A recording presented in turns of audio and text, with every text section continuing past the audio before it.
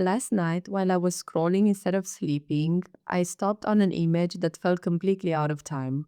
A massive modern aircraft carrier cutting through the sea, and next to it, a tall ship with white sails, ropes everywhere, straight out of another century. And the caption said that the modern warship saluted the old one, calling it the most beautiful ship in the world. That ship is the Amerigo Vespucci, and its story is even better than the image. The Amerigo Vespucci was launched in 1931 in Castelmare di Stabia, and it serves as the training ship of the Italian Navy. It was built on purpose to look old. Its design is inspired by 18th century ships of the line with three masts, square sails, wooden decks, brass details, and more than 30 kilometers of rope. And none of that is decorative. It all works. That is the first strange thing about it. In an age of radar, satellites, and automation, this ship is still fully operational as a sailing vessel.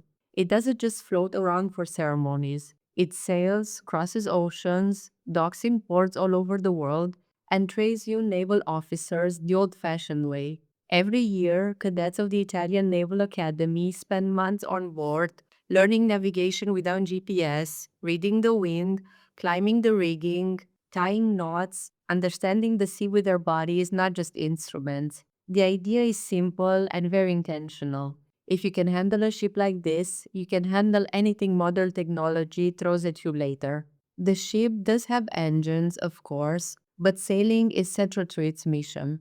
It's a floating classroom, a moving piece of naval philosophy. Discipline, teamwork, timing, and trust are not optional on a tall ship. If one person misses a step while setting sails, the whole maneuver fails. And then there's the symbolism.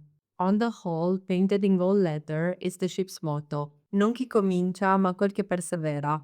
Not the one who starts, but the one who perseveres. That alone explains why the ship still exists. In 1962, the American aircraft carrier USS Independence reportedly signaled the Amerigo Vespucci with a message that has since become legend. You are the most beautiful ship in the world. 60 years later, in 2022, history echoed itself when USS George W. Bush crossed paths with the Vespucci in the Mediterranean and repeated the sentiment. Different ship, same message. Whether every word of those exchanges was logged exactly as told almost doesn't matter. What matters is that this ship consistently inspires respect from some of the most technologically advanced navies on Earth, not because it's powerful, but because it represents mastery.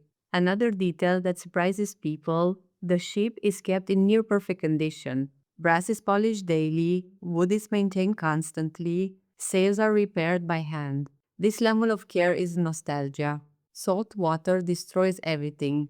Keeping the ship like this operational requires relentless work, and that work is part of the training. The Amerigo Vespucci also acts as a diplomatic ship. Whenever it docks, it becomes an ambassador.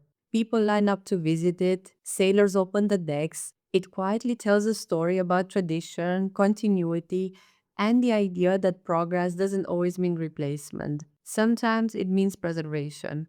In a world obsessed with faster, newer, and automated, this ship survives by doing the opposite. It reminds us that some knowledge is physical, some beauty is functional, and some lessons only make sense when the wind decides if you succeed or not. I'm Mari, and this is Midnight Question.